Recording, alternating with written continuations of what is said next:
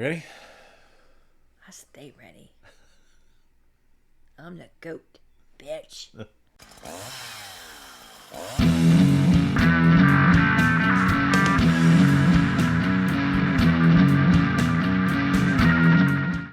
Hey everybody, and welcome to the Fear Review. I'm William. And I'm Amy. And today we're going to review Him, the new movie produced by Jordan Peele. We will give you a synopsis, a spoiler-free review, spoiler section, and then let you know what we're going to do next week. So I will kick us off with a synopsis.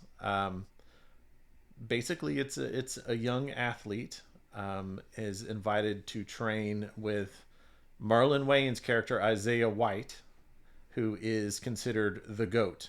I'd say he's kind of like a Tom Brady, like he's like 8-time Super Bowl championship.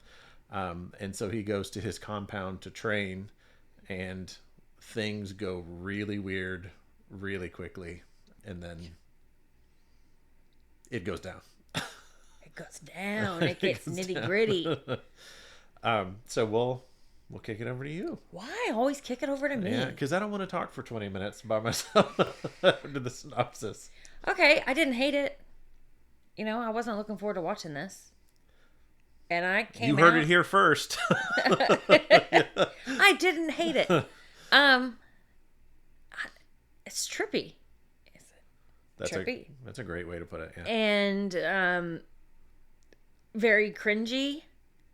Like it hurt to watch it. Not cringy like in an embarrassing thing, but like it makes you cringe. There's a lot of like medical stuff that just is so real. I mean, I had to look away at this way more than I normally do, I feel like. Yeah. And it wasn't even like gory. I just couldn't watch it. Yeah, I did a lot of... What was that look for? What? You looked at me weird. Oh, I didn't realize it did. Play the tape back. Yeah. You gave Roll me a that look. back. I thought, did I make a face? I did a lot of this. Like, yeah. I can maybe I can watch it. Nope. And then I would look at you to see your reaction. And there was a few times, even you went, yeah. You were like it's like you were trying to lean back away from it. That's what I always do when it's like one of those cringe moments and I'm like, ew. Yeah. But Marlon Wayans, like, I love him. He cracks me up. And he seems like a sweetheart. And then in this movie, he's not a sweetheart. Very, like, I think you called it when we got out, very charismatic. Yeah. I think he's just a charismatic person, period. So you still kind of like him, even though he's the GOAT. I don't know why this doesn't mean the GOAT's going to be bad, but, you know, you see him yelling in the previews. There's a little bit of, he's going to yell and scream and get in his face. It was intense. I kind of feel the exact same way. It was weird, all those little moments that... And I think it's because the sounds they would make when it would happen too, like when they like stick a needle in or something like that. It was just these little minute little like a detailed, tiny little, and then like the fluid. like there's something like that, and it just makes you go ooh, like making me like yeah, like little stuff like that kind of keeps you on the edge, kind of like a little bit the whole movie. The sound editing for this was amazing. Yeah. But I'm like. Same. I was surprised how much I liked it, I guess. Like, I don't know, you kind of say I didn't. It's not that I loved it, but like in our last episode, we both kind of said, I'm not looking forward to this movie. Yeah. Like, so coming out of it and being like, actually, I didn't hate that. It was a nice surprise. Yeah, it's surprising. And to me, it was kind of, and I said this when we came out of the theater, it was like Get Out meets,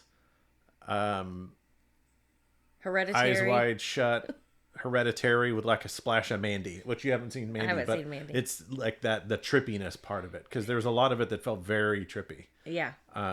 In a cool way. Like they would, like fight scenes, they would cut to, you'd see like this like heat image of them or something like that. And like, so their faces were like real kind of like. Yeah, almost like an X-ray. Yeah. too, kind of. Yeah. And there's a lot of the movie you're sitting there going, what in the hell is going on? Like, And is it real? yeah. And we both kind of called it Yes. early in. Not exactly, but kind of. Kind of. When it happened, we were both like, I knew it. Yeah. Wasn't exactly, but we were close. We were close. But it didn't ruin it. Like, No, it's not not at like all. at the end it was like, nah, okay. But It's not like whatever that show was that the very first episode I was like, blah, blah, blah. And you were like, no. Yeah, Midnight Mass. Was it the first? This is the first episode. First episode, and I was like, what? And it freaking like called I it. felt bad because I didn't really think I would be real. But you did. Anyway. So, But yeah, so I know that those are very glowing reviews that we're giving here, but I do feel like this is a movie that's not either one of our like norms. Like, this isn't normally something we'd like, but I feel this is a movie that probably has an audience oh, absolutely. that like would really like it. Well, and I think it's either a love letter or hate mail to football. Yeah. Whichever True, way you yeah. want to look at it. Yeah. But I enjoyed it. Like, I don't know. It's weird that I enjoyed the movie. I don't know. I think it's because it is such a trippy movie too that it's weird. Like, I'm still coming out of it, like walking out, and we also had that feeling where you go into a movie and you expect to come out and it's dark. Yeah. And it's not. It was like bright, and so it. On top of that, and like the trippiness of the movie, it was kind of disorienting. So I feel like I'm still kind of coming out of it. Well, and the ending of the movie, and then the song, that hymn song, HIM song that they play when you're leaving the movie, just kind of got me like pumped up. So it did. I was like singing along to it. I know, because you got in the car, and last episode we were joking about how it's him HIM and not him HYMN. She got on there, was like, hey, I'm not going to say it because our house is going to go off, told our phone to play him, and it's like, here's your favorite hymns, and started playing. Yeah, so see? Like Christian music. Yeah, and then I told it to play HIM, and then I guess there's a band called either him or HIM. Yeah. So it played something I didn't know. You had to pull it up and finally get the there's song. a lot of hymns out there. Yeah. It's very confusing. It's a song called Him. Yeah, but it got you going. Like, It did. I liked it. But I'm with you though. Like, Marlon Wayans, like, he made the movie for me. I think that's probably why I liked it as much as I did, because he's very charismatic, but he plays it really well because he's creepy and crazy, but like really cool at the same time. Right? You want to be him? Yeah, and even when he's not the good guy, I was still kind of rooting for him. Yeah. Like, towards the end, I'm like, if he ends out on top, I'm not going to be too upset. Yeah. But what's your rating? I'd actually say a matinee. I'd agree with that. Yeah. Yeah. It's definitely worth matinee price. I think Definitely. it's worth matinee price. The sounds alone, I think, is good to hear in the theater. Yeah. Where it's coming with surround sound from everywhere, and because then it would get real quiet. I feel tense. Like, it's a very tense movie too, because you're like, it's so trippy that you don't know where something's going to come from and what you're going to get hit with next.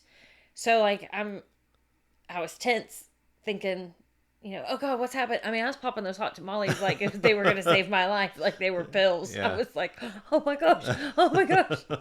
No, it kind of puts you off balance, I think, is the way to put it, because it's like there's this constant kind of like creepiness underneath, and like with you don't know what's going on, and like Yeah. the trippy things, you're kind of like don't know what to expect, so it's kind of yeah.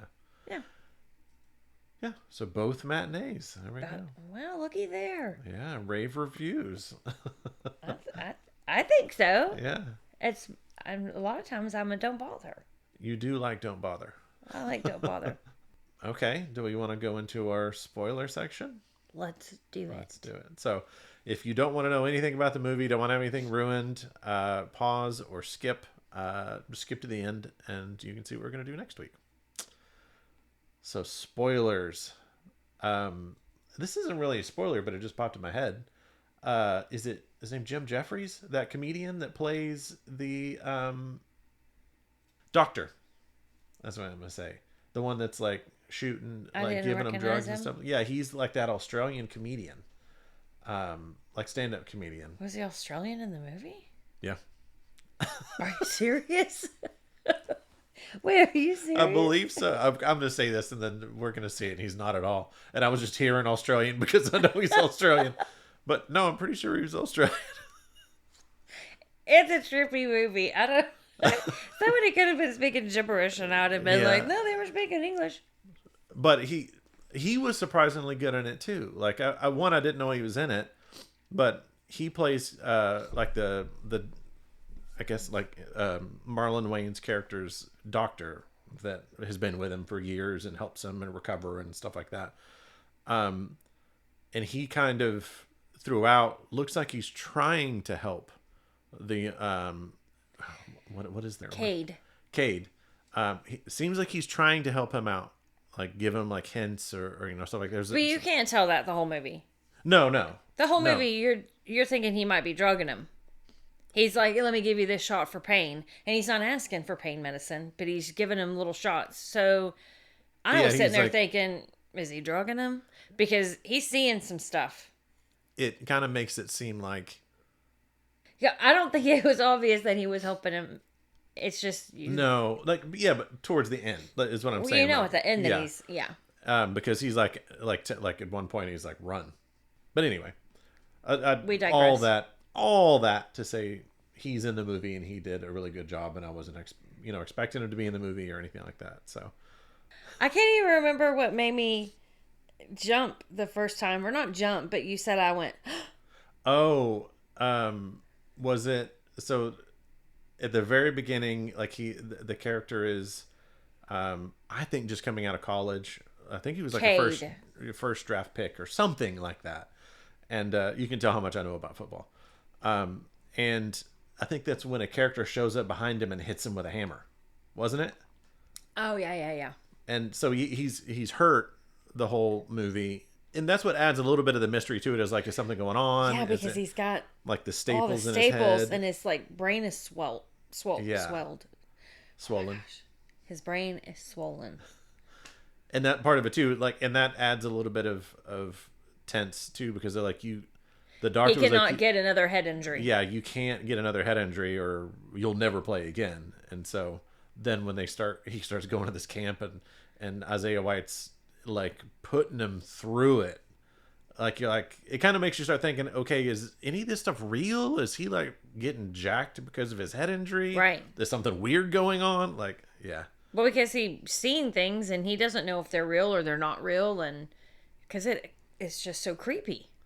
No, and then they're hitting each other with the helmets, and then it's like the X-ray vision, or where you can, or like an MRI kind of thing where you can see their brain kind of like jiggling, and then the person falls to the floor, and then even when he's just going to get his hair cut, and they accidentally like hit the staple or like take one of them out. Oh my gosh, I was just cringing. I think that was one of the parts that I was like, ooh.